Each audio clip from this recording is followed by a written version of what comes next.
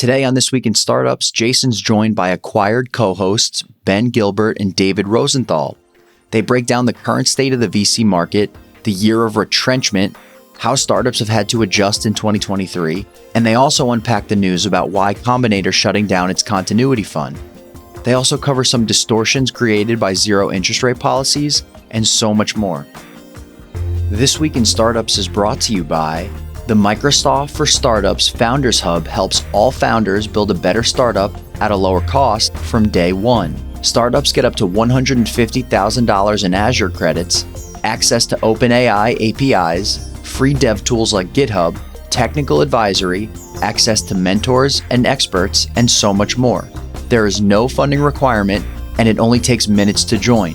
Sign up today at aka.ms/thisweekinstartups. QuickNode gives blockchain developers unparalleled reliability and speed, with access to unlimited endpoints across 18 chains and 35 networks. Get 1 month free by using code TWIST at go.quicknode.com/twist. And House of Macadamias is the next big health trend. Get 20% off your first purchase and a free bottle of cold-pressed macadamia oil at houseofmacadamias.com/twist by using code TWIST20. All right, everybody, welcome back to the show. Every quarter, I like to have my boys, Ben and David, on from Acquired FM. If you don't know Acquired FM, where you been? One of the great business podcasts in history. They'd love to go in there and do deep dives on the history of awesome technology, business, startups, companies that made it, or time periods. Ben Gilbert is at Gilbert, and David Rosenthal is at DJ Rosent on the Twitter. Gentlemen, how are we doing?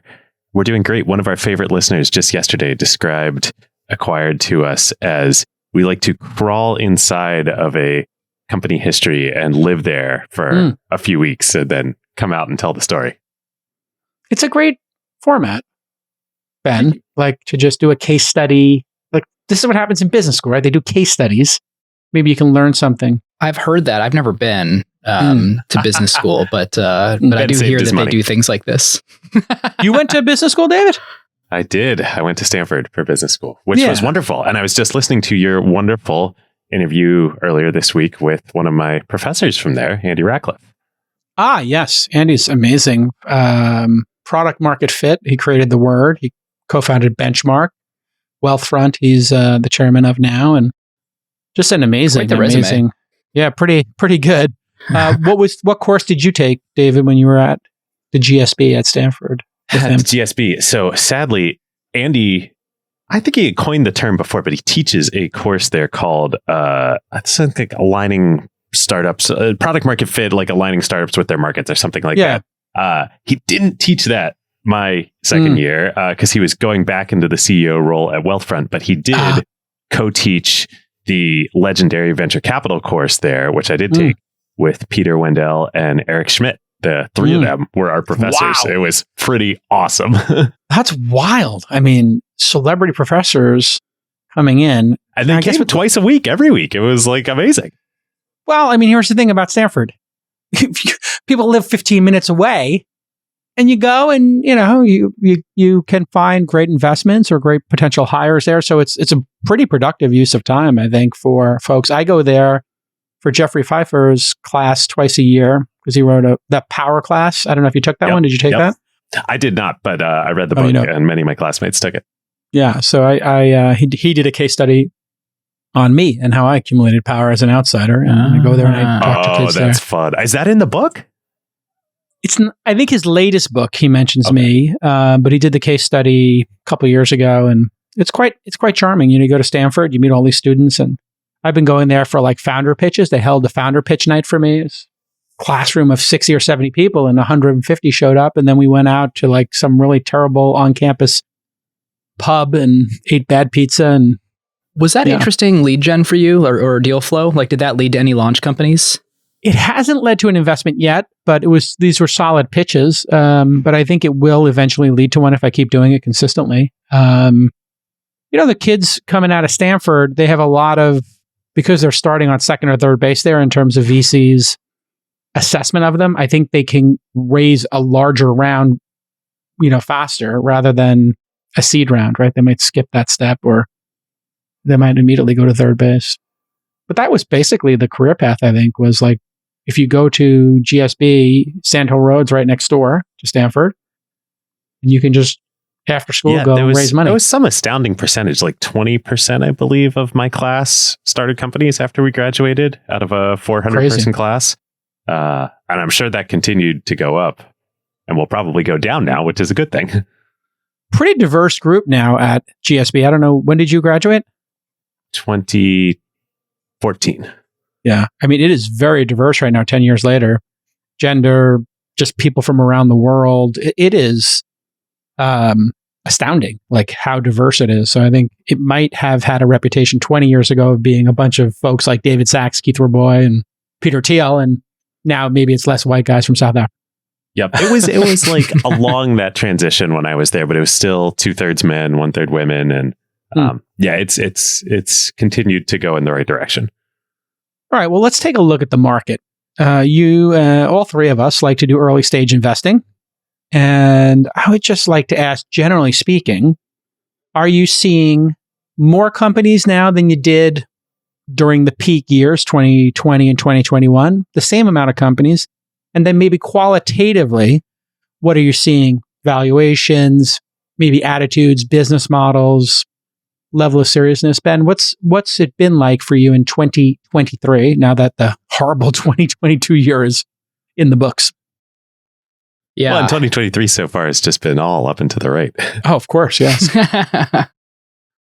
It's interesting. I mean, I think, so first of all, the stage at which I invest is basically just formation stage. So for PSL Ventures, 70% of the times or of our initial investments are within 2 months of the date of incorporation. So super early stage firm up in Seattle. And so it's kind of the same thing we've always done, where we run a super concentrated portfolio. We invest $2 to $3 million checks, and each partner invests in 1 to 2 new companies a year. And the interesting thing is, I don't think the volume of companies has changed. I think at least from like literally just when I look at my own calendar, but I do think the physics of company building has changed. So when founders are pitching, it's less about, I want to raise 5 on 20, and then our goal is 6 months from now to go raise a big Series A. It's less about the goal is the next round. And it seems like a lot more of, my goal is to see if this is enough money to build a profitable business and then maintain the option value to go figure out if we need to raise a bunch of money or not. And I think that's as long as your competitors are playing the same game, that's a great position to be in. But if your competitors are playing a game where they can show up with $100 million investment from SoftBank or someone or Tiger, then like you kind of can't play the maintain your option value game. You have to play the go big or go home game. And so I think I kind of like this phase of the cycle where we're seeing more traditional entrepreneurship. Doing more with less is more important than ever, especially for startup founders. So if you are running a startup, the Microsoft for Startup Founders Hub is a total no-brainer for you. They're going to help you scale efficiently while preserving your runway. Founders Hub has the best startup program we've ever seen. It's absolutely ridiculous. They offer 6 figures in benefits, including, I kid you not, $150,000 in Azure credits. And you get access to OpenAI's APIs as well as the new Azure OpenAI service. And we talked about OpenAI so much on this podcast, you need to take a look at it and figure out what advantage can you get in your startup with OpenAI's new API. Free access to GitHub and Visual Studio is included in the Founders Hub. One-to-one technical advisory and expert help with topics like product, fundraising, and go-to-market, access to a network of mentors plugged into the startup world, free access to partners like LinkedIn and Bubble, which can help you build a quick MVP, and so much more. So here is your call to action. The Microsoft for Startup Founders Hub is open to everyone, whether you're in the idea phase or you're further along.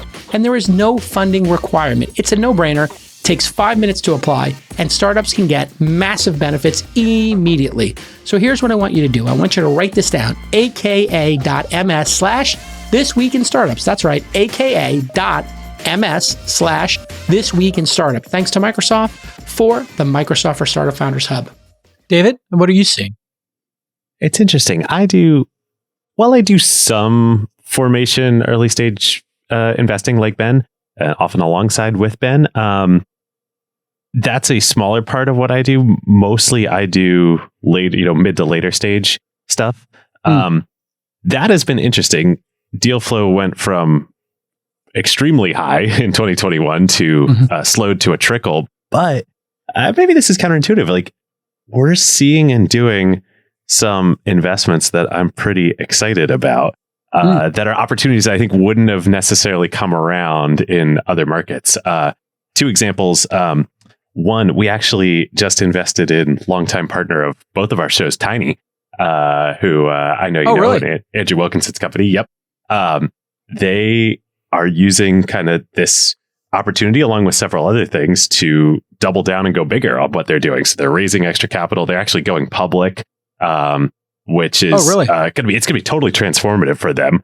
Explain what Tiny does, so if people don't know. Tiny, the goal, the thesis has always been to build the Berkshire Hathaway of the internet. So just like Warren and Charlie at Berkshire acquire wonderful, profitable businesses and have always said they don't understand technology and they're scared of it and stay away with it from it, despite Apple being their best investment of all time. But that was the investment managers, Todd and Ted, not them. Tiny, Andrew and Chris, like, this is what they want to do on the internet. And they had this incredible insight 10, 15 years ago that there are businesses like that on the internet that have not raised venture capital, that are spitting off cash flow, that have great margins, that are growing, and that the owners of them want to sell for whatever reasons. And so they started buying them. They started one themselves, MetaLab, which is the premier UI design firm in the world. That was the kernel of what they built. Then they acquired Dribble, which is an incredible design marketplace. We work remotely, a bunch of job boards, stuff like that. And they've just been scaling it up. It's now a great idea. Do 150 million in revenue and, very, very high cash flow margins. It's incredible. MetaLab's, of course, famous. Well, maybe controversially, or famous for Slack. Slack's a beautiful design. They did I UI guess for Slack, for Coinbase, for. And then people were upset. They're like, "You didn't actually do it, but you did do it," and it was just sort of like a weird debate online. I guess when something is that beautiful and successful, everybody fights over lots of fathers. Every ounce of credit. The other one they did is a partner, I think, of both of ours as well. Vanta. Oh yes, of course. I have a little piece of Vanta. Yeah. Yeah, they. I did a very large, for me, SPV into Vanta alongside one of your fellow besties, David Sachs and Kraft. Oh, great. Yeah. They just did a pretty great acquisition for them that they used the extra capital for, a company called TrustPage. So something like, for the best companies at the kind of mid to late stage, they're being pretty opportunistic right now. It does seem like as the late stage has cooled off, people are less distracted by that noise and that goal, as you're saying, Ben, to build some giant war chest, or just using valuation and money raised as a scorecard. And now we're back to basics: customers, customer delight, margins, revenue, growth, efficiency, all of those things. We're back to 2010 again, where, hey, we have to build a real business and we're going to get funded based upon the milestones that we set and we hit, and our credibility with the venture community, which has been wonderful for us too, because now I see all these companies that we didn't invest in, or we passed on investing in previously, coming back, and their valuation expectation is no longer the TPG round, as you mentioned, Ben, or Cotu, whoever was, dancing around and making these huge bets. Now their valuation is, hey, whatever we can raise, whatever the market says is market value, we're comfortable with. We don't want to dilute too much, but we're realistic and we want our partners to make money, as opposed to we want our investing partners to take a haircut, bow down and kiss the ring, and bow down and kiss the ring, and whatever it is. So it feels like more normalcy, I would say. But it's not cool, right? It hasn't cooled off completely. No. But the fun thing about early stage is it can only get so screwed up. Like the median pre-seed valuation that I was seeing before was like 10-ish million. And there's some people that are raising the like 18 cap YC safe type thing. That was sort of the median of YC graduates a year ago or a year and a half ago. But now it seems like the median of most companies raising this super early stage $2-ish million round has shifted from like 10 million to like $6 million valuation, $5 million valuation. So, it's a half of what it was, a little bit, 60% of what it was. When you're looking at these growth stage rounds, people were raising at 100x, 200x revenue multiples. The public market's paying 7, 8, 9x for SaaS multiples right now in some of the best companies. And so, you got to give private companies a little bit of a better situation than that because they're growing faster. They're in these big emerging markets. So, you could see giving those companies 13 to 15x revenue multiples. But for a company that raised a year ago at 100x, 150x, I mean, this is shocking. Yeah. It's shocking to go it's from... like kids, like toddlers, they don't have far to fall. They fall a lot and like, it's fine. They get back up. Yeah. Kids when they're skiing. Yeah. There's not a big, large distance from the ground. So you probably saw Y Combinator shut down their growth group, laid off 17 people. What was your immediate thought in terms of Gary Tan, who has taken over as CEO? Really friend of the pod and an awesome. Yeah, ours too. I think I haven't spoken to Gary about this. Obviously a friend of all of ours. I think this is the same thing that you're seeing in every smart company right now, which is retrenchment. Looking around, figuring out where we were taking cheap capital and leveraging our brand and sort of finding these new growth opportunities. And we're kind of looking at them now and saying, is that paying off? Is that the right thing? Should we kind of niche down and go back to our core? And I think every smart company is doing this. And so it's no surprise to see YC, who, did have a very large growth fund and some very talented people managing that fund. Like, come on, what are they? They're YC. They are an early stage startup accelerator. They're the best one of those in the world. And so they should probably lean into like making the main thing. You agree, David? Because I guess the counter argument would be, hey, if you do find a company like Airbnb or GitHub, you want to plow as much money into it as possible. So does this say to you that maybe it wasn't they wanted to focus, but maybe they didn't have great returns on that fund, or maybe LPs didn't have the same appetite for it? Because I don't know what the situation is. So do you think retrenchment, or maybe the LPs just weren't as interested in doing it? I don't know. I can't speak again, not having talked to Gary or any of the folks involved. I found it a little puzzling because, well, I definitely agree with Ben too. I mean, it's focus and doing what you're best in the world at is how we think about Acquired too. It's why we do like one episode a month. But I think what we've also learned from studying lots of venture firms is that while there are many paths to success, you do the best when you get access to the very best companies, you partner with them as early as possible, and you invest in them all along the way. Nobody's been better than this at Sequoia than Sequoia. And I thought it was really smart when YC added the growth fund, the continuity fund, to what they were doing for that reason. I was like, oh, wow, they have earned the right to do that. I agree with you. The thing I added to my game was follow-on investing and trying to build a larger position, copying what happened with Sequoia and WhatsApp. I explicitly changed that because when I started to meet with LPs in my second and third funds, they were like, hey, what is your follow-on strategy here? I didn't have a perfect track record and or answer, and I solved that. Now we do get to 10 to 20% ownership in our winners. So I did find it a little perplexing. That's what led me down the rabbit hole. Again, without having information, I haven't spoken to Gary either. Maybe they had some resistance to it in terms of raising money. Or the other possibility I thought of, Ben, was maybe the resistance is they don't like competing against Sequoia and Andreessen in those rounds, and they found it was creating maybe less investment in YC companies at the early stage because people felt like, oh, well, YC is just going to slurp this up.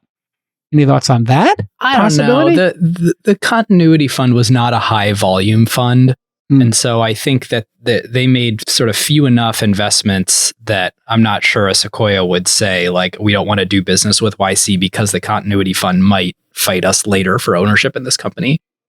I'd believe it if they were doing super high volume checks, if they became Tiger, but I don't think it was that. It was $700 million, that continuity fund. That's pretty big. But they were big checks. They were like $50 million checks, I think. Yeah, they were writing fairly large checks, I think. You know what it could have been too in terms of, David, conflict?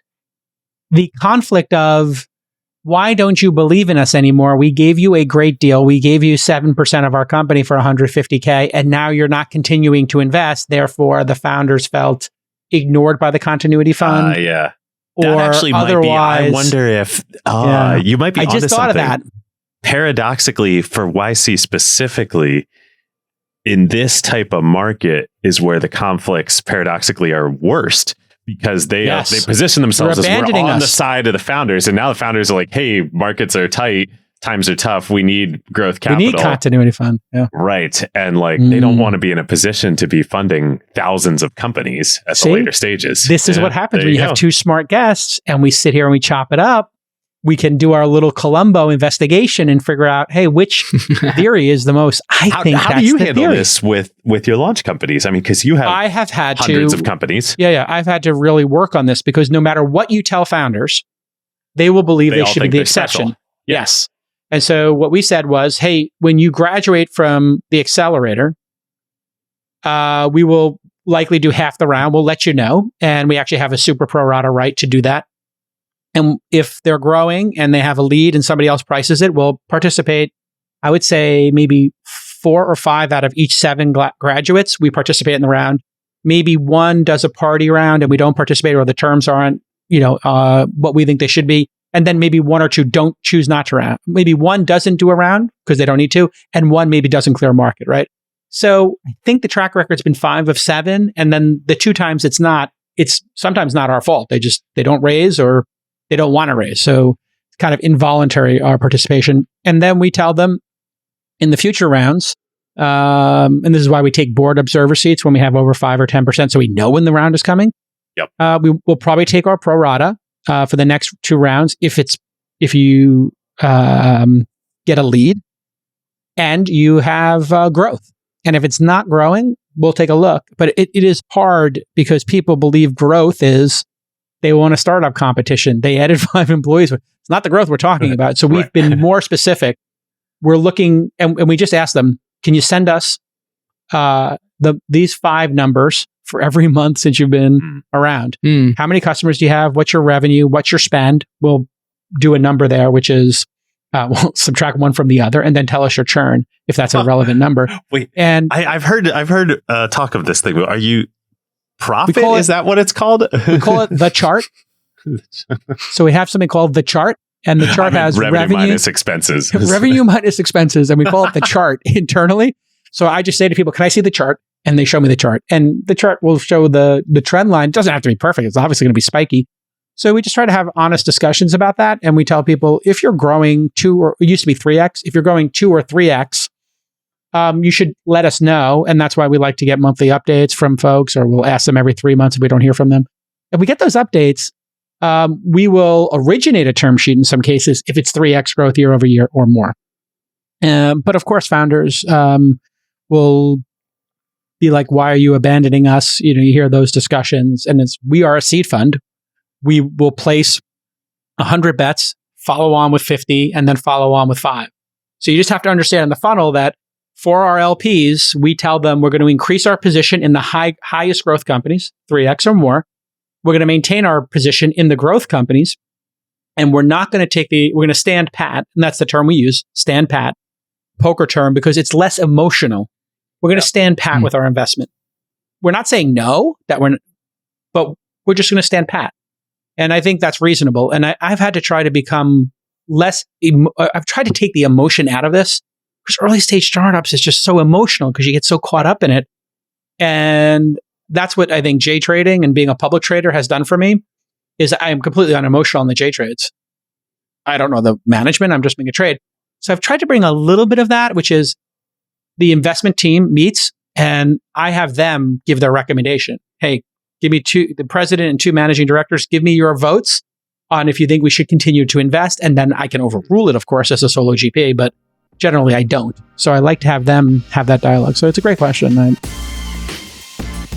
You know all the complaints about building apps on the blockchain. It's slow.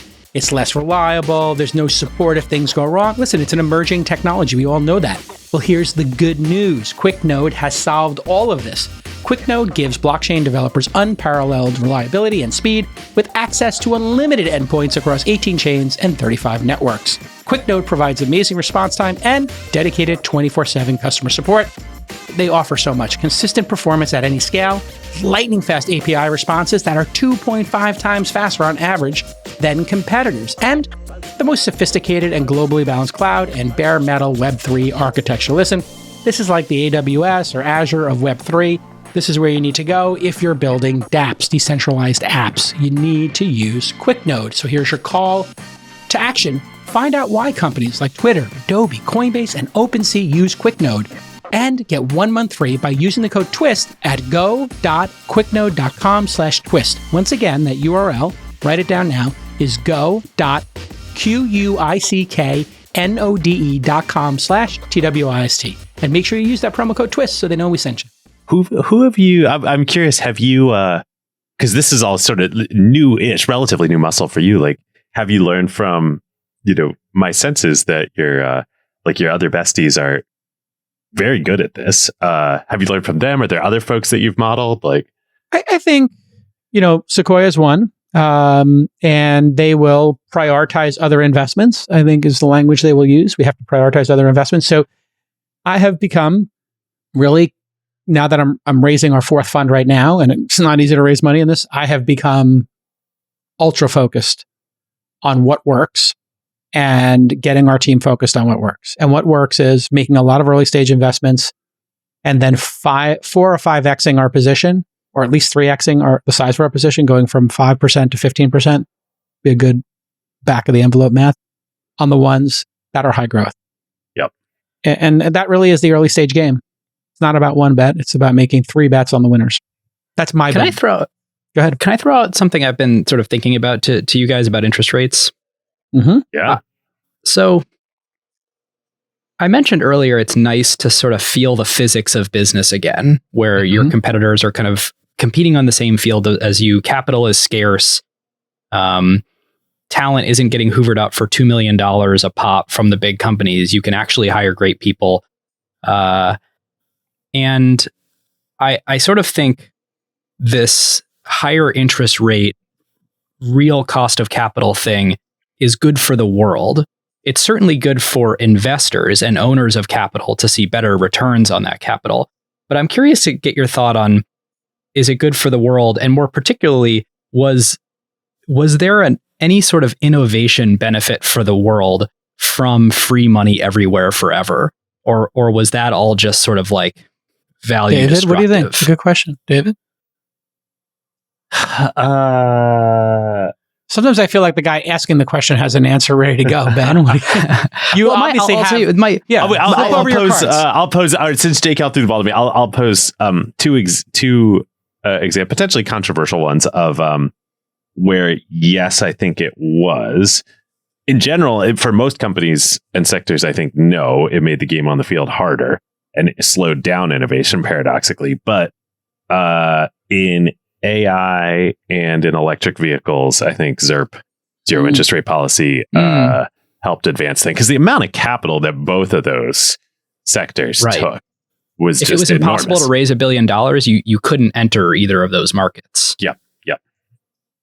That's a great point. So if you need to sort of will something into existence.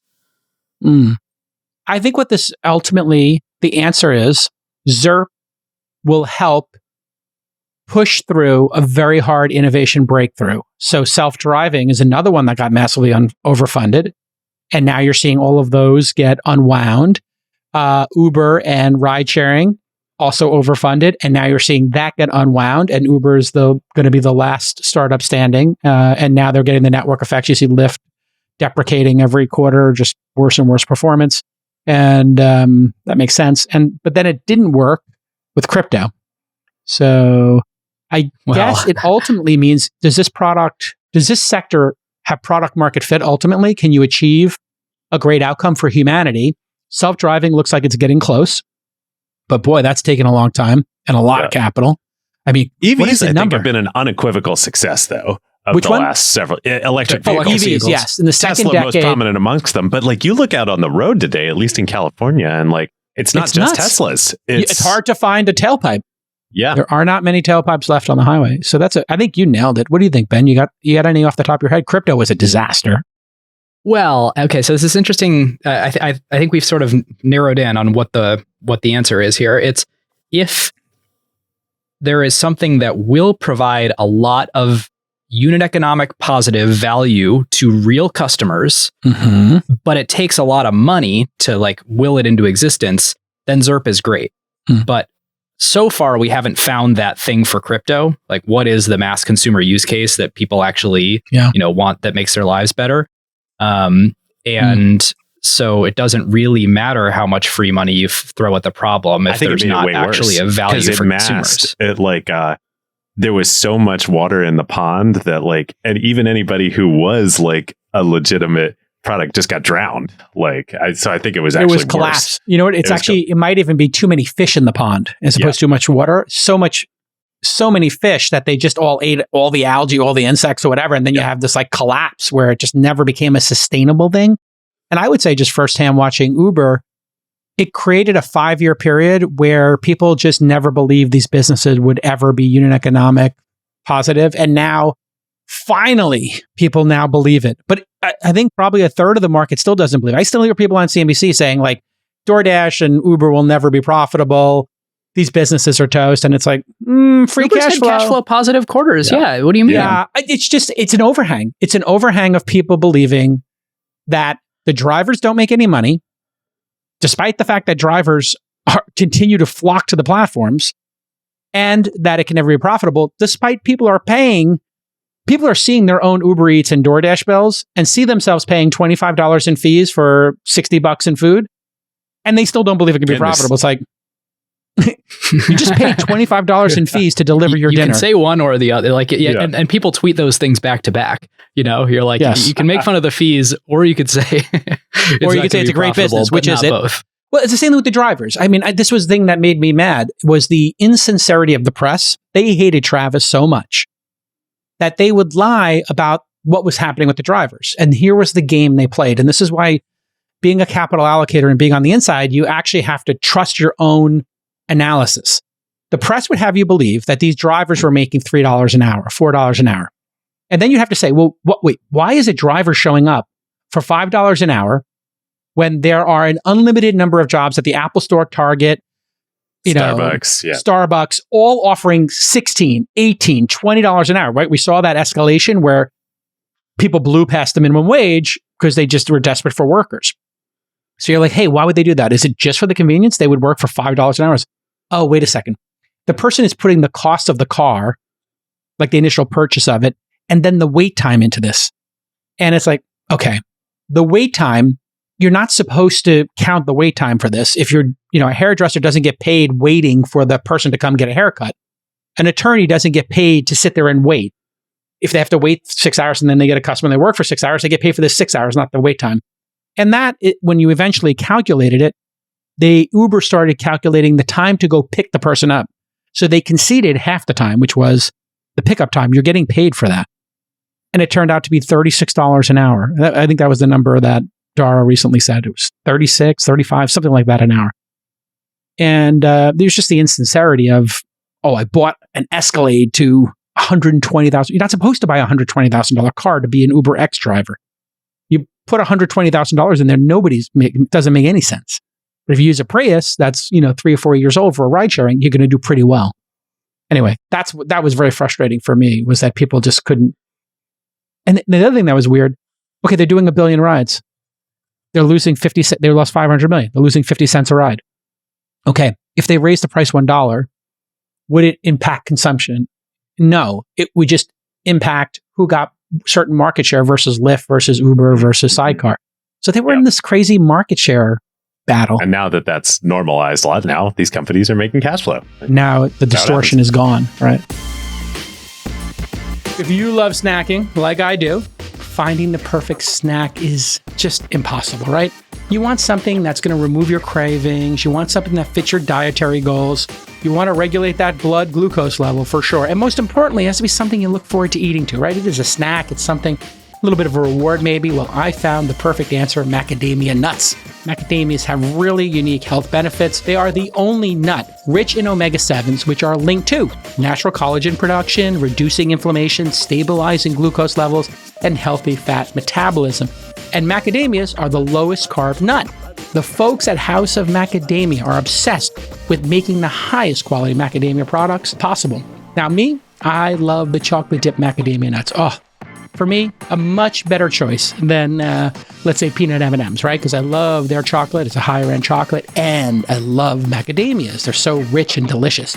And the chocolate coconut macadamia bar is also amazing. I take that when I go skiing. And they just launched cold pressed macadamia oil with a buttery flavor and a high smoking point. So it's perfect for cooking or drizzling over your other meals. Here is your call to action. Use the code TWIST20 and get 20% off. What a great deal. And for a limited time, they're actually giving a free bottle of that premium cold pressed extra virgin macadamia oil with any purchase. So all you have to do is go to houseofmacadamias.com/twist and use the code TWIST20. Let's shift to AI. Ben, is AI going to be flooded with this? And is it worth the flooding of cash into the space? I think so. I mean, you just look at the incredible flocking of regular people, like not us, like regular civilians, not non-tech people, to chat.openai.com. I mean, it has found product market fit so quickly.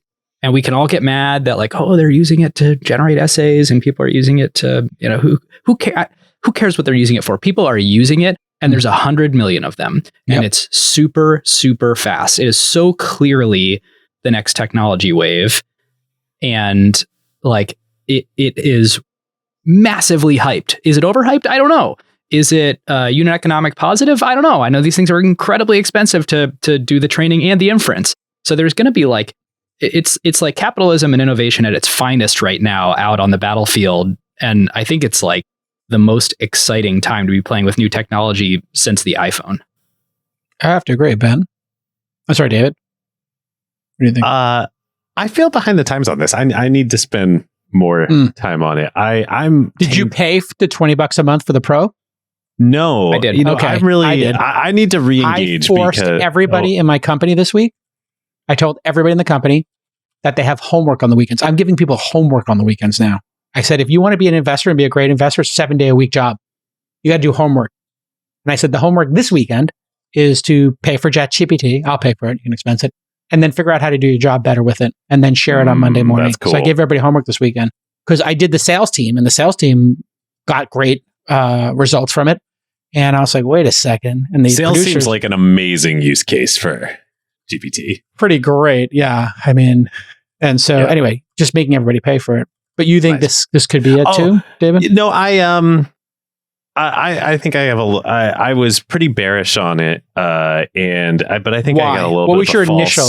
Yeah. What was your initial? Well, because what we do, or at least what I do, 98% of my professional energy goes into making acquired episodes, which for us means researching deeply real, like, we tell a 4 or 5 hour story of like a company. And so when the first iteration of ChatGPT came out, I was like, oh, well, I wonder how this would help me write scripts. So I write for my side of the research, I write a 30 to 40 page script for each episode. And I was like, well, let's see what this does. And it would generate these scripts. I was just like, we can't use this. This is wrong. It's just wrong. Yeah. And so I had a violent negative reaction to that. And I think it caused me to write off a lot of it that maybe I need to reassess and think about other ways that it should be used. I think this whole thing is a red herring. This whole like, oh, it lies, it hallucinates thing. Like, I mean, in 2002, the number of people who made the joke, "Oh, it's on the internet, you can't really trust it." Yes. It's like, it's going to go away. They're going to get better at it. We're going to find ways to say like, sorry, what's that citation from? Or figure out where the facts are being pulled from. It's a short-term problem. They're afraid to put the citations in right now because my understanding is the number of lawsuits against Microsoft and ChatGPT, or OpenAI, I should say, the lawsuits are going to, over not doing citations and who trained the data. There was just a story, I think, in the Journal about this, is that everybody's kind of gearing up, and there's a lawsuit for GitHub Copilot. I guess open source person is suing for that, and then Getty Images was suing, I think, Stable Diffusion. They should sue Stable Diffusion. When they put the logo in there. Yeah. There's so many times I get the watermark when I'm... It's like, really, guys? Come on. But I give credit to Poe, which is the AI language. Because I talked to the founder, and he said from Quora that they're going to put citations in it. And then the other one, there's another one from that search in Neva. Is that the search engine? Neva. Yeah, the ex-Google exec. The ex-Google exec, he's putting citations in it already. And then I did Bard. I got into the bard.google. You have to use your Gmail account. Yeah. Like, you can't use your Google Docs account. You got to use Gmail. I got into it. Freeberg got me in. He knew somebody at Google, and I started playing with it. And it is up to date. So this whole thing, like, I just asked ChatGPT. Right. It cuts off in 2021. September of 2021, it's cut off. But it said at that time, Y Combinator had raised 2 continuity funds. First was announced in 2015. I don't know if this is true. Second one was raised in 2020. We'll see if that's true. But Bard was getting information that was much more recent. And so I think Google, with their real-time crawling, is going to roll over OpenAI. I know this is crazy to think of, but I think Google's going to have the better product, and it will be like this leapfrogging thing where Bing and Azure will leapfrog, and then I think Zuck's going to release one of these because he always loves to copy people. And then I think this puts Zuck in the search space, right? In the knowledge space. And then Reddit supposedly was in discussions with OpenAI because they had been indexed. And I think they were not pleased about it, is the back channel, I guess. Interesting. For a company like Reddit, this will be a huge new revenue stream for them to license all their $100 million content. Yeah. $100 million is what I would offer if I was Reddit to OpenAI. 5-year contract, $500 million. I think they get it. If I was Quora, I'd offer the same thing. $100 million a year, $500 million to whoever wants it, but nobody else gets it. The end. Oh, you do exclusivity. Of course, exclusivity. That's why it's worth $500 million. If Google will go and give $100 million, you don't think that Reddit, they could charge $100 million to all of them? No. I think what you do is you give an exclusive, just like the search box on Apple is exclusive to Google. I think Google just splashy cashy, $100 million to Quora, $100 million to Reddit, and then maybe $100 million donation to Wikipedia. Although Wikipedia was created under Creative Commons, so I don't think you can do that. But clearly, citations have to come to this space. What do you think of the API potential, Ben? Or any other comments on the business development that could occur here? Well, one thing we talking about this 2021 cutoff is that if your model of the internet is a pre-GPT model of the internet, it's a really good thing to train on. If your model of the internet is the internet today that has already had hundreds of millions of lines of GPT-generated text on it, and you are training your models on that, you sort of have a polluted model. And I'm really curious how both of them are going to handle this as the internet becomes more and more AI-generated. The model, you would think, would have to evolve to discount things created by itself. This is where this whole thing collapses on itself, is you're going to have to remove stuff that is poorly created by AI. But they seem to be able to have, I think there's plagiarism detectors that are figuring out if something was created by an AI. They're only 80% accurate, though. Unless GPT is keeping a record of everything it's ever spit out, the genie's sort of already out of the bottle on having 100% certainty. So maybe you discount anything created after 2022 on the internet, after GPT-4 came out, and then you try to identify and you say, hey, listen, the corpus of Quora, the corpus of Reddit is even more valuable. Right. I don't know if you saw Adobe Firefly. Internet. Yeah. Pre-GPT. Adobe Firefly just came out, and they're doing generative AI for creators, they licensed everything. So they guarantee that everything in there is properly paid for and sourced. In other words, they didn't steal anything. I don't know. It's fine, but like users are going to use whatever the best one is, and users do not care what deals were signed behind the scenes. And as we saw with LinkedIn when they were first getting started, being super aggressive on, doing things that were, I think, illegal. Exporting your address book. To send all your contacts. Like a slap on the wrist later kind of pales in comparison to the enterprise value created by becoming a technology leader in the space. You know what we found out the other day that blew my mind? LinkedIn is a $5 billion a year advertising business alone. They're like a huge social network. They're I believe they're well over $10 billion a year in total revenue. 875 million members now. Yep. So they will hit $1 billion. It's a juggernaut. It just doesn't stop growing. So how would you ever stop? How would you ever stop it from growing? We need to revise our top 10 acquisitions of all time and definitely put that one in there. Like, what a steal. Microsoft bought that for $26 billion.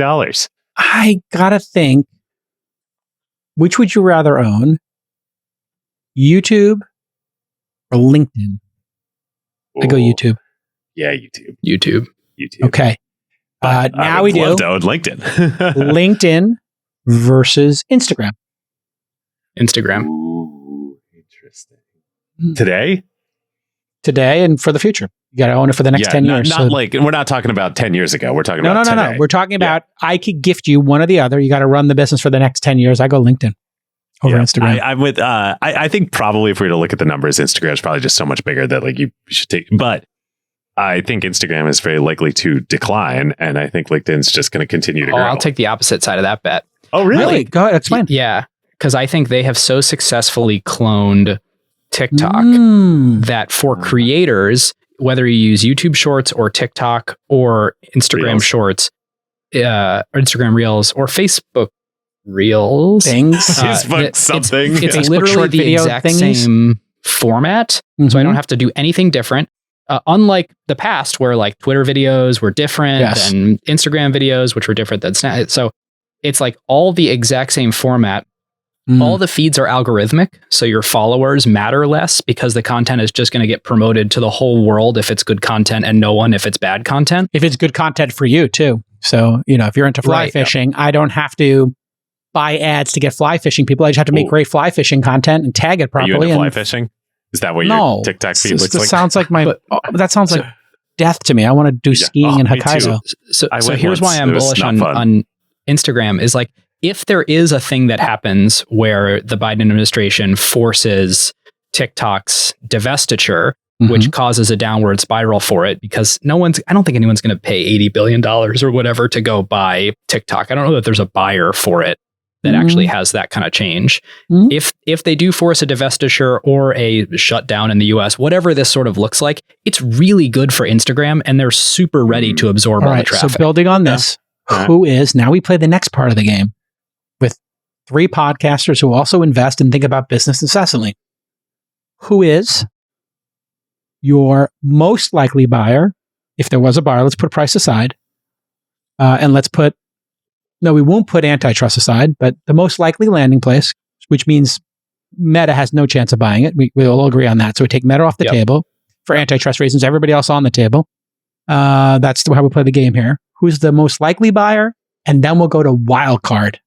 Most likely buyer makes the most sense, and then a wild card buyer. So I think my most likely buyer is sort of a boring one, but I think what might happen is... I bet we have the same one. They IPO it, so the American public becomes the buyer. ByteDance is forced to liquidate its stake or go below a 5% position. No problem. And there's some particular clause which says that the U.S. government has an inspection right on for 20 years data as a publicly traded company, algorithm audits, and forced to host with a U.S. based cloud provider. Okay, and so I think that's the only deepest pockets, because otherwise, like, so if an IPO, I'll just restate the game. If an IPO is off the table, but it gets sold and was bought by somebody, so we're going to qualify it again. David, you go first now. That Ben keeps filibustering here. Who is your most likely buyer? I know filibustering when I say you're trying to think. Who's the most likely buyer? Caveat that this is a hot take because I have not researched. It's a hot take. I can give you mine if you guys Oracle. are struggling. I'll go with Oracle. I go Microsoft as my most likely. Now I'll tell you why. Yeah. I think it is the most friendly, fun, jovial of the social networks, right? Twitter is just all these intellectual people battling it out and politics and it's vitriol and it's full contact, right? Yep. Instagram, Facebook can't buy it. But Microsoft did a pretty good job with Minecraft. They're buying studios. Yep. They're getting comfortable with content. And this is content. It's video content.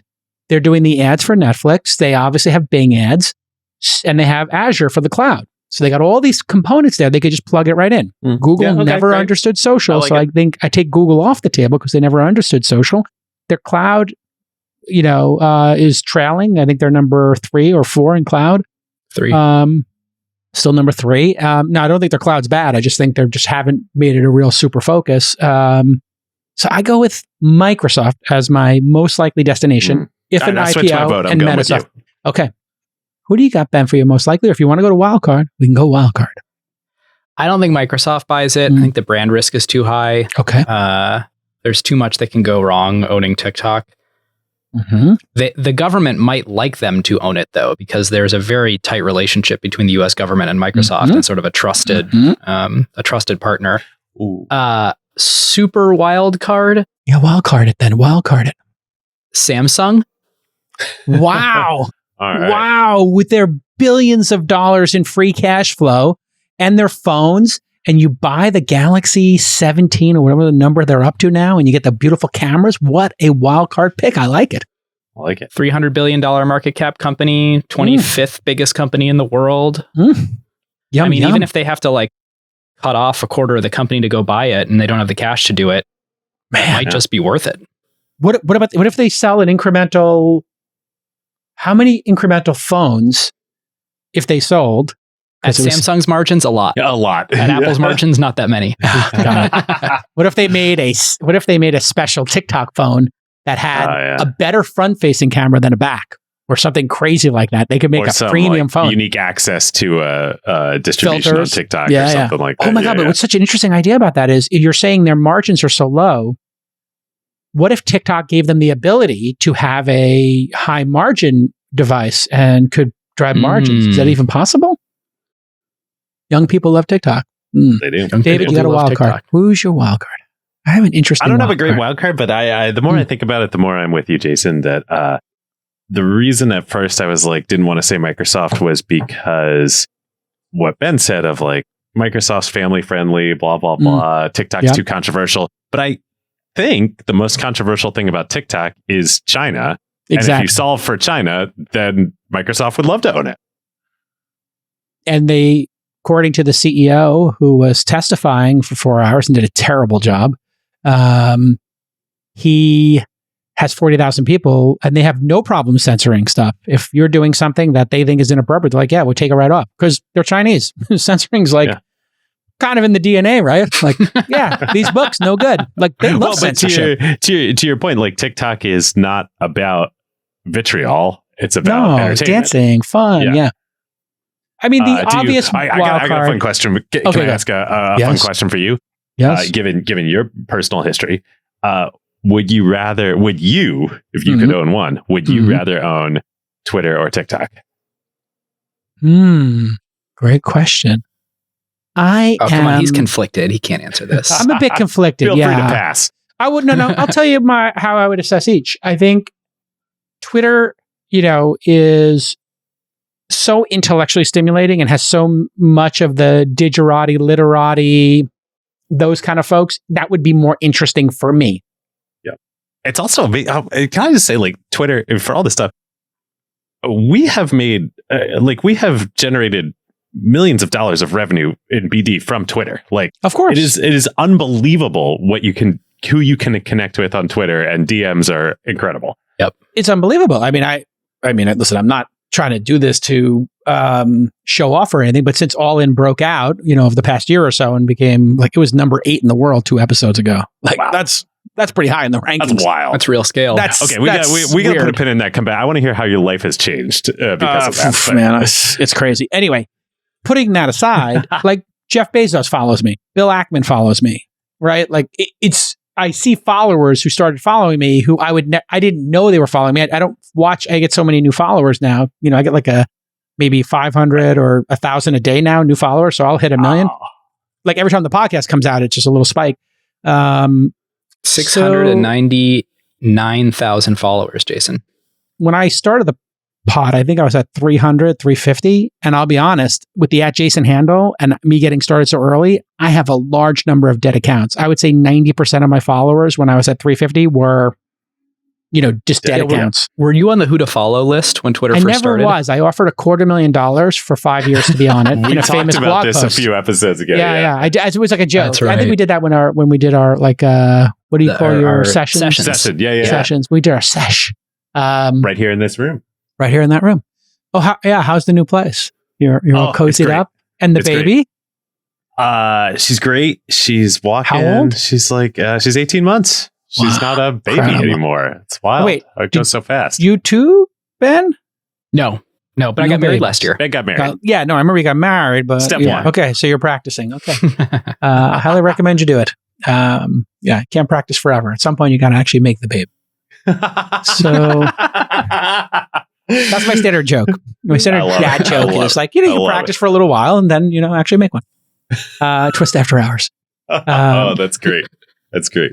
So I think TikTok, I think, might be a bigger global opportunity than Twitter even. I mean, I think it's neck and neck because I do think Elon's going to figure out some things with Twitter in terms of what he wants to do with payments because he's got some DNA there. He's been pretty public about that. I think with the DMs where he's been pretty public about it being pretty good. Also, video's gotten better on Twitter. Yeah, video already has gotten a lot better. I find myself when I watch a video watching 5. So I'll watch a Knicks video and it used to be like I never swiped up against the next one. And now it's 5 Knicks videos. And I'm like, oh, somebody fixed that, And so the person that fixed that needs to go fix DMs because it still feels like I'm in like 2007. DMs was always the forgotten feature there. And I remember when Ev was running it. I remember when Jack was running it. DMs is the most valuable part. Well, the problem is it's crazy. 0.1% of Twitter, DMs are the most valuable part of Twitter. Right. Exactly. I had a killer idea for it. And people told me I was crazy. But I thought they should have DMs built into the app. But I thought creating a DM product for Twitter that was just DMs. Like just a messenger. Remember when Facebook did Messenger? It would give everybody, and I know it doesn't make sense to have 2 apps and to split the baby and be ranked twice. Well, Facebook was incredibly successful. But Facebook was incredibly successful at that. So it gave them ability to get people to turn on DMs again and turn on messaging. You can only have your app. This is like really in the weeds product design. You can only have your app ask like, I think 1 time or 2 times to turn on certain features like on an iPhone, like notifications, etc. But on a system level, to be able to start everybody over and then have a product that was just like super DM and it had like some great features in it, like maybe it could have, it could just be like a modern WhatsApp competitor. Like let's just call it what it is, which is I think what Facebook did with Messenger.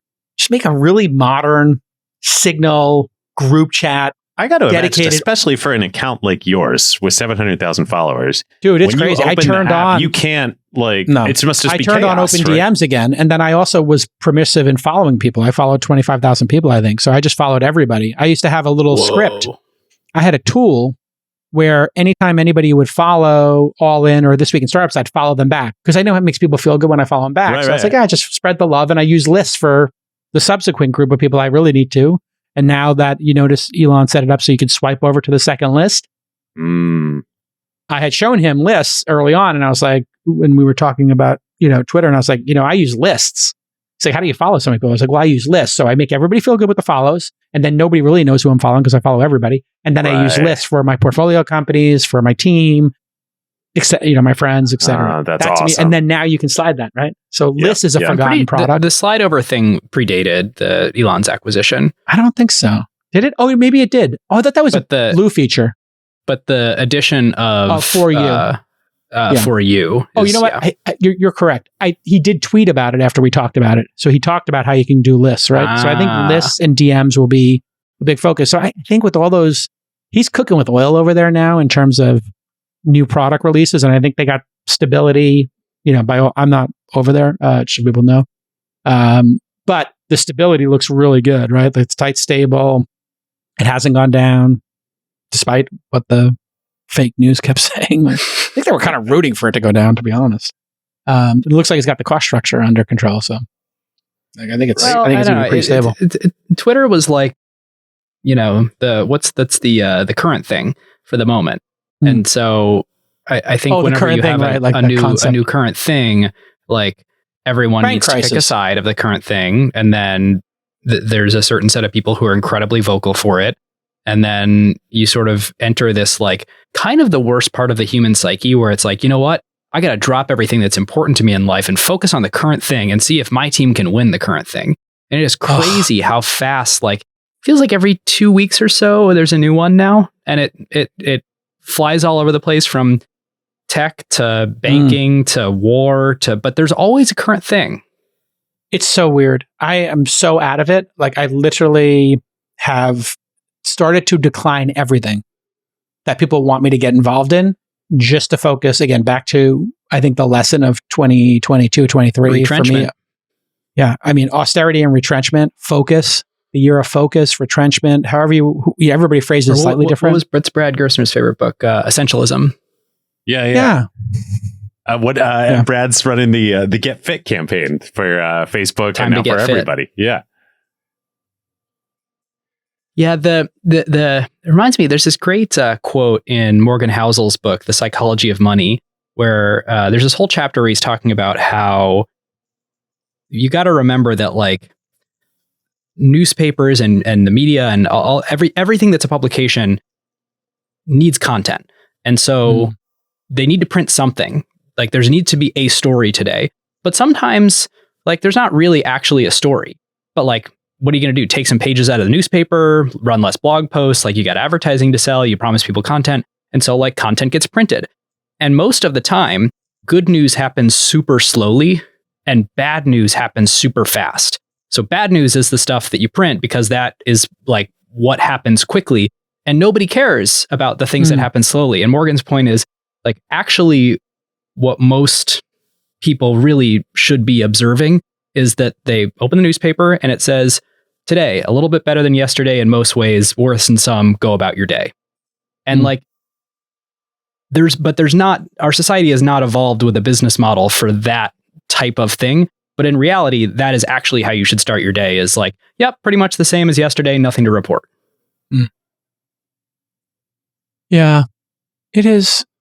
I mean, I think if you look at Ukraine, I realize like with David, and on the podcast and it never ends for him, right? Like he's so passionate about it. And for me, I have an opinion on it, I guess, and we can talk about it, but I don't want to talk about it every week. Like, as bad as it is, as terrible war is, like, there's only so much you can cognitively do. And I literally just deleted off of my phone TikTok and Twitter. And I posted to Twitter and I said, I'm going to do Twitter on my desktop. I'm going to check on it a couple times a day. I have specific things I need to do. So I need to like talk about Angel Summit, or whatever. Like I have to let the audience know. But I needed a social media break from it because it was getting so toxic, especially with my tweets over the banking crisis when I was like using all caps and like, all caps that was a little much, Jason. Well, it was, yes. It was kind of a joke. See, people weren't following me for when I was doing based cal. When I was doing like after midnight, I was doing base cal, an AI version of myself that would say very base things in caps. So people didn't understand the joke of it. But it was also like, people were like, I got violent, threatening DMs. Like, I will kill you kind of DMs. And I was like, wow, this is pretty dark, man. The world is dark. Yeah. Really weird. Which is why podcasts are so great because we can have a real good conversation. I won't say that never happens in podcast, but like it's not the norm.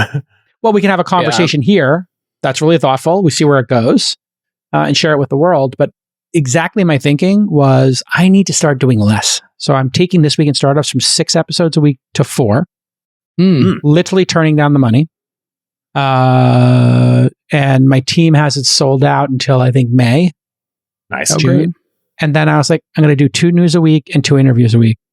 because 6 days a week or 5 days a week. Which for most mortal humans, even that is a lot. But so like literally, and then I was like, okay, so starting May 1st, I want to do this. And they're like, oh, we had all these contracts that were waiting and they all signed. So now it's, it's June 1st. And I'm like, okay, fine, June 1st. And I want to do less and put more wood behind less arrows, right? Arrows, so I can focus on other things. And I think that's renegotiate some of those deals to basically say like, we're going to give you obviously the same number of episodes, but they're just going to happen, some of them a little bit later. We were sold out for 10 years and at the peak 6 months. And that was incredibly frustrating for folks. And then when it was at 6 months, I was at 4 days a week and I was like, fine, we'll do 5. And it filled up so quickly. Then I was like, well, fuck it, we'll try 6. And I always wanted to be like Howard Stern or like a daily talk show host. Yep. And then I realized, why Howard Stern is miserable at times and talks about how miserable he is? It's because he has to talk every day for 3 hours. So literally he created a trap for himself. He wanted to be a talk show host. He got his wish. You know why Oprah quit her show? Because she was doing it every day. Oprah was a daily show. Right. With 40 million people tuning in. She walked away from it. Viewing. She walked away from a show with 40 million people listening to it. Is Ellen retired now too? I thought Ellen was retiring, right? And she was talking about retiring. Not sure. So you wonder why like certain people walk away from these things. It's because at a certain point, it becomes your entire life and you have to take the rest of the day off just to clear your mind. Yeah. And then when I realized for some that, people, I was like, you can't. Like the Colbert, I listened to Colbert talk about a day in the life. This was probably like 6-7 years ago. And every single minute in the day was accounted for in creating the production. And then he needed to do it again the next day. Like when you need to do content about the news and you need to add layers on top of just reporting, like being clever, having guests, creating sketch segments. It's just like you wake up to go to bed always in production mode. And it's like, it's done 5 minutes before you walk on stage. This is literally what I experienced. Literally, I would get to bed and then my DMs would be going crazy for tomorrow's show. And at night, like what's going to be on the show tomorrow? It just never ends. And we were after a staff of 9 or something. Like it's getting crazy over here. It's like, I just need to reclaim a little bit of my time. Yeah. Reclaim it. We have. So hopefully. I always go through this thing where I'm like, I wish I could pay less attention to the news and I wish I could delete apps. And then it ends up being incredibly useful for my life to know what's going on. And I think we're all sort of kidding ourselves a little bit, especially being investors. Like you early stage technology investors, you got to know what's going on. Like you just have to. Yes. And I think, David, I'm curious your thoughts on this, without really meaning to, by shifting Acquired away from current episodes, like we just did Nintendo, which is a 130-year-old company. The narrative on Nintendo is not meaningfully changing. I literally saved the episode. I haven't watched it hour by hour. Super excited. So we have all these people begging us, do SVB. And I'm like, first of all, there's some amazing people covering what is happening with SVB. We are not reporters. That is not our bag. Go read Matt Levine. Go read Dan Primack. But like, if I can interest you in a 130-year-old story told over 4 hours that I took 2 months to prepare that will be evergreen for 10 more years, like I'm working on that. And I found that like that totally helps my psyche to not, for the work of Acquired, need to pay attention to the hour by hour changes. Yeah, there's something about timelessness versus ephemeral stuff. And that's why I wanted to get back to founder interviews more and do a little bit more founder interviews. For me, that really gets me inspired. Like when I can get a great founder interview going, and I just had 2 of them in like the sustainability space. Like one of them was doing fabrics and one of them was recycling fabrics, and the startup like blew my mind. Like they're using spectrography, is that the word? Like infrared, near infrared spectrography to look at clothes and then know this is wool, this is polyester, and then sort it automatically and then rip it up and shred it and then make it recyclable and then make new clothes out of it. I'm like, wow, this is like science is awesome. I was like, wow, science is awesome. Somebody from Carnegie, these 3 founders from Carnegie Mellon were like, hey, we can put this on the line in Sri Lanka or Pakistan where we ship all these old clothes, resort them, and then not throw them away. Because previously you just throw them away because the labels are wrong. Even if you look at the label and it's like polyester, it'd be like, yeah, it's probably not. It's probably something else because people lie on the labels because different things have different prices. And then I saw another one where the guy's making organic fur, not from animals, but from plants. So he's making plant-based faux fur for, theoretically Gucci or whoever to have fur that will be better than real fur, but doesn't require 15 chinchillas to die for your jacket, Ben, which I was going to talk to you about when we had dinner. Well, that's why that I was wore really it a little bit. I was trying to hide that part of myself. I Thanks was a just lot. like, who is this guy? I thought this guy cared about the world and he's killing chinchillas. He didn't do that. He did not kill chinchillas. All right, David, you got to go. It's time to take over from the nannies. Go be a super dad. You're amazing. Everybody go back. Trying my best. Back David's next. Did I just call you Ben? No, I'm Ben. Oh, okay, great. God, sorry guys. I did 3. This is my 3rd podcast of the day. Oh my God. Ooh, you need to go take my a break. podcast, The Twist. Then we taped All In, and then I was trying to get you guys on, so because I missed you. Well, you came back from All In for us? Oh, thank you. Of course. We're so honored. So David Rosenthal is Kindergarten Ventures. I'm an LP. Is the fund closed? Are you publicly raising or not? We are not publicly raising. The fund is closed right now, but more you never to come know in the future. You never know. Yeah. And we greatly appreciate it. I'm very excited. I'm just a tiny little LP in your, modest Tiny fund. Tiny fund. Enormous fund. $12 million fund. Did you get to 12? Yeah. Well, that's awesome, man. Real quick, funny story. I think I can say this. Yeah, we were over 12 and that's great. But one of our larger LPs may or may not have been an entity associated with a crypto exchange that may or may not any longer be in business. So maybe it's fund size is a little less 6 than million. It used to. Yeah. Right. No, that large. No. Small. That capital call is probably not getting answered. We're not banking on that capital call coming through. I gotta go. I mean, unless it does, it might be coming in from Sing Sing. Okay, good luck to you. It might be. Jason, thank you so much. A pleasure. Take care, Dave. Hey, so Ben. All right, should we talk about him now? Yeah, let's talk about him now. That he's gone. You watch this. Let's. I know you, like me, really love Amazon. I just bought more stock in Amazon. I saw they laid off 9,000 people, and I bought more shares. Amazon is my worst trade for J trading. I've been buying it for the past year. Yeah, it has not. It has not been performing well for me either. What is the problem? How does it get solved? Do you think Bezos comes back? Because he's like, I need to right the ship. Because I'm looking at this, and if I'm Bezos and I'm out there doing all this good in the world, and I'm watching my baby,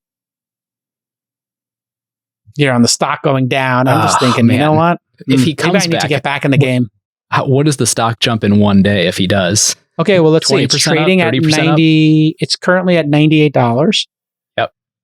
I would say in one day it goes to 150. And its all-time high looks like somewhere around 180. I think I would not be surprised if the day they announce it goes to 130 and within a week it hits 150. Now, I'm not sure it stays there, but I think 150. What do you think? Oh, I think that's 50%. I think that's about right. Yeah. I don't That's think he's coming back. I think he really trusts Andy Jassy. I think Andy Jassy is the correct type of day 2 CEO. Like, I think it's day 2 at Amazon. I think everyone just needs to admit that. And then I think the shareholder base needs to get on board with, there's probably not a next AWS. And Amazon really wants there to be a next AWS, but it seems unlikely to me. And so maybe less focus on another pillar like health and more focus on just the growth of the current pillars. And they've got a ton of running room in e-commerce and cloud. Like, these are two of the biggest markets in the world. They're dominant in e-commerce, but they're still lagging Walmart in overall retail. Walmart just crossed 600 billion in annual sales and is growing really fast in e-commerce. So they have a formidable competitor there, but really, really potentially large industry, or really large industry with way more running room ahead of it. Cloud, I think they have $100 billion revenue backlog committed on top of their $80 billion annual run rate for cloud. So that's a freaking juggernaut where they're in first place. It's theirs to lose. So I do think it's day 2 time, which means scaling back on things like Alexa. I don't think there's a pot of gold there. That's funny. Mine just turned on. Well, if they had invested heavily in language learning models, you would say yes. But to ask that certain assistant for help right now is not a great experience. And neither is not Siri. at all. I mean, and it wasn't a platform. I mean, there are 0 successful apps. The things people do isn't even shopping, so it doesn't even really they fuel play the their core music. business. It's set timers. So it's this thing that sucks up, I don't know, 2-3 billion a year. It's a quarter of Meta's metaverse bet per year for something that we kind of now know is not a successful business. Whereas at least like Zuckerberg might will the metaverse into existence. Might. Yeah, I think it's time to cut that bet. That's an easy bet to cut. I think really starting to think, do they want to be in Prime Video?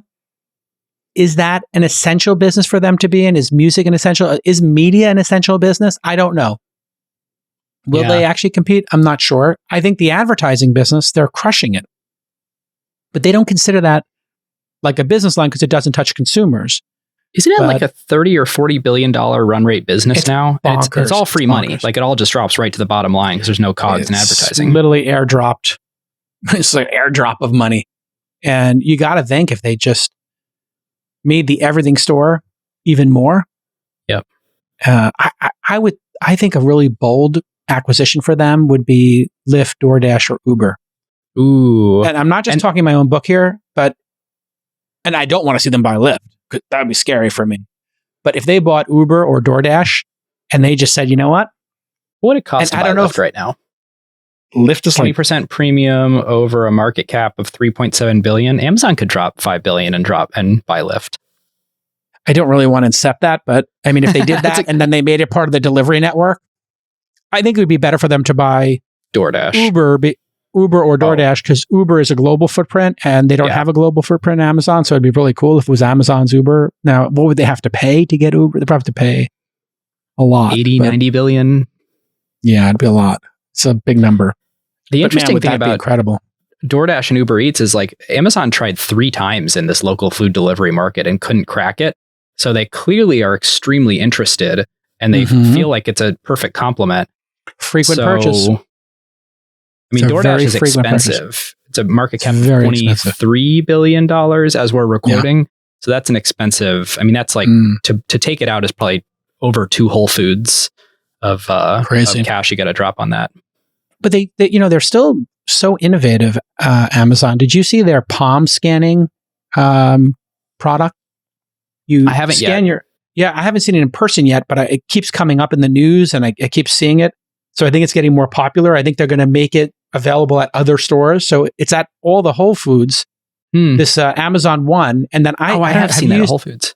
Yeah. Have you done Amazon checkout yet? Like on another person's website, kind of like Klarna or something? So I was just on a website and it was like Amazon checkout came up. And I was like, okay, normally I just use my credit card autofill from Chrome to fill my credit card in or whatever. And I was like, oh, Amazon. And they did it. And I was like, oh, look, in my orders tab at Amazon, I now have that purchase. That's convenient for me. Now I can put it in one place. Interesting. And then this Amazon One, your palm, I guess, is unique. And you literally like a fingerprint, or is it like a fingerprint? Huh. I think it's the size, the lines, it's all of it. So you put your palm over, you don't have to touch it. So you're not putting your palm on like a pad and COVID safe. You hover it. So it's not like it's COVID safe. You just put your hand over it, boop, and you walk out of the store. Not that COVID is transmitted by touching, but yeah. No, sorry. We don't want to spread misinformation here. So anyway, I just thought Amazon is just, it's time for Bezos to come back. I did see the 9,000 people they're laying off, and the inside line is the sense of urgency inside of Amazon since work from home and since no Bezos is, there's not, this is what I'm hearing from insiders. There's not a dogged, cutthroat sense of urgency like there used to be. And it's a day 2 company. That sounds right. But I think it has to do with work from home. I believe that. I think doesn't have the intensity that it used to have when there was a there. For what it's worth, living in Seattle, most of the people I know, and all, these things are vast overgeneralizations. Yeah, Amazon does seem to be a more hard driving place to work, even today, after COVID, after work from home, all this stuff, than Microsoft, Google, Meta, all the other companies that have enormous presences here. I think the trope about Amazon being a hard place to work is still true. So I think there's a lot of fat to cut, but I don't, compared to their peers, they're not as fat and happy. Weird story came out. Apple is going to spend $1 billion per year to produce movies to be released in theaters. Their goal, get more subscribers to its streaming service and raise its profile in Hollywood. 2 major motion pictures coming out next year. Martin Scorsese's Killers of the Flower Moon with Leo. Apple co-financing and co-distributing with Paramount, budget $200 million. And Ridley Scott's, my favorite director, Napoleon, starring one of my favorite actors of all time, Joaquin Phoenix. He's also in Gladiator. Pretty amazing. Weird bet to me. It's a very weird bet. What does this have to do with? I don't know. I think it has to do with Apple needs to find a next growth avenue, and they're hoping that Apple TV more meaningfully adds to the services arm. And while they're like, it's weird. So doing the studio release, let's do some quick math. So if you drop $100 million in budget per picture, which is typically what, I mean, unless you're making Avatar, which I think was $250 million. Yeah, it's a lot $100 more. million per picture. How do you get it to pay back if you're releasing it in the theaters rather than driving new subs to your streaming service? Well, I think the idea is to get the patina of Oscar buzzy kind of situation. It's just a cost of entry to like that community. Yeah. And you put it in there for 6-8 weeks and then you just shift it over. But to have Apple winning Oscars, to have Apple doing tentpole, culturally relevant stuff, I think if you were to think about it, half marketing and half ROI, maybe you get there pretty easily. $200 million is nothing. I mean, they have, 5,000 people working on a car that was going to ship 5 years ago. And what happened to Titan? Is that going to ever happen? It just keeps getting decapitated. So the person leading it has changed 3 times. And I don't know anything. I'm just reading the rumor sites. But that's happened a bunch. The ambitions get scaled way down. So originally it was full autonomous, full EV. Now it's EV, but not autonomous. They still have that like test track, and they're constantly testing concepts at the test track in, I can't remember, somewhere in the Southwest. And there's a ton of people working on it, but I think they keep sort of killing it before it gets too far in the process. I guess they really want to build something extremely special that's category changing, like the iPhone was. Yep. And it's kind of hard to do something category changing when you're up against, Elon and Rivian, and it's a category that's already recently been changed. It's not like the smartphone market where they were able to come in with something that looked super different than all their competitors, that was literally 10 times better than all the other crap out there. Like in the last 5 years, all cars got way, way better. Largely thanks to Tesla finally pushing the industry into some innovation. I will say I am shocked at how fast, particularly the American automakers, were able to catch up or sort of adopt a lot of the long, like I would have thought, Ford will come out with something, it'll be like a short battery and like none of the stuff will work together nicely. But like all the reviews of the Mach-E and the Genesis, the Hyundai one, reasonable, are like, battery life is great. It's super reliable, no moving parts, just as promised. Now they're like using Bosch and a bunch of other component makers to like make all the guts, and then the car companies are just kind of assembling it, unlike Tesla, which is vertically integrated. But like the way it ends up showing up to consumers is that all these other companies were able to observe the very difficult path that Tesla blazed and create compelling products quickly. And I think that probably has sort of been a big thing changing Apple's strategy here, which is like, we thought we were making something 10 times better, and then the market caught up, and now we're only making something 50% better. Like, what do? We'll scrap it again, start over. And maybe it'll never launch if they don't feel convinced that they are really head and shoulders above. Yeah, I mean, Volkswagen's ID4 seems to be getting decent reviews. Yeah, I see a bunch around my neighborhood.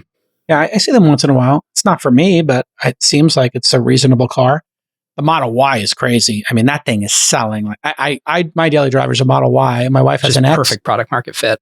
It's like the perfect car. I told him, I'm like, this is the perfect car. And my wife, who proclaims her love for the X, jumps into the Y and gets out of there real quick and likes the nimbleness, and the sporty feel to it, because the X is obviously a much bigger car. So like the S and the X are better cars, yes. There's something about like a fun, zippy, smaller car when you're running errands and stuff that I just like much. I think it's like the perfect. I could drive the Model Y for the rest of my life and be happy. Yeah. All right. It's been an amazing episode. Anything you've invested in recently that you want to give a plug to, or that you're really excited about? I actually just, so from PSL, we just doubled down in a big way on this space investment we had made a couple of years ago called Starfish Space. And this company is like, it is so cool to work with the founders, because what they're doing is like real hard science breakthrough technology with like a phenomenal business model behind it. And it's I sit in a lot of board meetings of like SaaS dashboards and stuff. And when you go hear about people repositioning satellites, it's crazy. So here's the pitch. Satellites generate a bunch of money when you use them for like taking images of the Earth or communications, like millions and millions of dollars per year per satellite. That's why Starlink is a great business. They fall out of orbit. Yes. Over time, their orbits decay, and you need to decommission them, or you need to nudge them back into place so they can keep generating revenue for years and years and years after that. How do you do that? How do you nudge them back into place? This is crazy cool. The founders of Starfish figured out a way, a super low cost way and a super lightweight way to make a satellite about the size of a mini fridge, launch it on SpaceX rideshare, go up, and then slowly approach a Oh my God, I'm watching the video. Use static electricity to dock to the satellite so they can attach to any satellite on any surface without needing some specialized docking thing, so everybody could be a customer, and then slowly get this electric propulsion to nudge it back into the correct orbit. Wait, electric propulsion, which means it's not physically touching it? Something? So that it's docked with static electricity on the front, and then on the back, it's got an electric propulsion engine. Ah, I got it. I understand now. So it gives it a nudge, and then does it stay on it forever, or detaches and then... It can, but it detaches and then goes into a graveyard orbit itself, or it sort of spins off, or it can go down and burn up in the Earth's atmosphere. Oh my Lord, this video is next level if you're not watching the video. Isn't that cool? My God. Yeah, they just announced, so they're on a summer rocket heading up on a Falcon 9, and then the mission, the initial demo mission will be later this year. So this is a big bet for you, huh? It's exciting. It's wow. Yeah, they raised, the last round was around 8 million, and then this round, I don't remember the exact number, I think it's around 14 million. And like they're doing this whole demo mission. I think the all-in costs are $7-ish million to build this first version. And like, thanks to Elon and everyone that sort of transformed the space industry over the last 20 years, like it's crazy to be able to do something like this on seed venture capital money, not on like, $100 million, $500 million investment from the government lab in this. That is extraordinary. So this is when people ask, like, why is it important that the cost of going to space has gone down? I don't know what it's gone down. Is it 50%, 80%? Almost 100x since the beginning of the shuttle program at the end in the late 80s. Wow. So it has gotten completely possible to put up something like this without you bankrupting the company, because moving the satellite with this thing just might not have been financially viable. Yep. But if it's piggybacking and it's somebody else's flight and they can fit a couple extra of these up there to do a mission, more power to them. Genius. You know what? They could build also something to clean up space. So they could just put these up there and just have them float around and look for debris and then 100%. Try to intercept debris, because that space garbage thing is becoming a bit of an issue, I understand. Yep, absolutely. Put a magnet on it. All right, listen, great to see you. Thanks for taking the time. Everybody, stop what you're doing. Type Acquired FM into this very podcast player that you're listening to, or YouTube, and just type in Acquired FM. Listen to the 4-hour Nintendo opus. What's going to happen with these things? Has anybody ever said like, hey, we want to take your Nintendo thing and make it into a movie? Has anybody done that We've had yet? a few discussions like that. There's a lot of people that want to do book stuff with us. Book would be interesting. I would do book. Yeah, book makes sense. Yeah. You could do a 50,000 word book, get a great writer. Oh, you know what you should do? Oral history. So you take your bones and then you find 5 people, you interview them, and then you slot them in. So these oral history books, there's an oral history of CAA. Amazing. So, it's so you've good. Listened to it. Absolutely. It's so great. Because you read Who is Mike Ovitz? Yep. And then you read Ride of a Lifetime by Iger. Yep. And then you put the CAA in between it. And now you got the entire story all of the connective tissue that era and all the characters interweaving. That's a really good idea. You know who you should talk to is my guy, Bill Simmons from The Ringer. He might be really jazzed about what you're doing. Because he's doing, he did the HBO stuff and he did 30 for 30. I feel like you're the 30 for 30 kind of, right? That was one of your inspirations in the beginning? It's always been hardcore history and 30 for 30 for tech and business is sort of the idea. Brilliant. All right, brother. Everybody follow, as easy as it is, Gilbert. He's not in the first name club. He's in the last name club. Follow Jason, follow Gilbert, and follow DJ Rosent, DJROSENT. David just got in there late. He didn't get Rosenthal. He didn't get David. Not an early adopter. He was slacking. You and I were baller. And Acquired FM. That's all you need to know. Pioneer Square Labs. And when are you racing the next fund? Maybe I need to put a little bet in there. Not for a while, fortunately. All right, we'll put me on the potential LP list, okay? Thank you. And, Will do. All right. We'll see you next time on This Week in Startups. Bye-bye.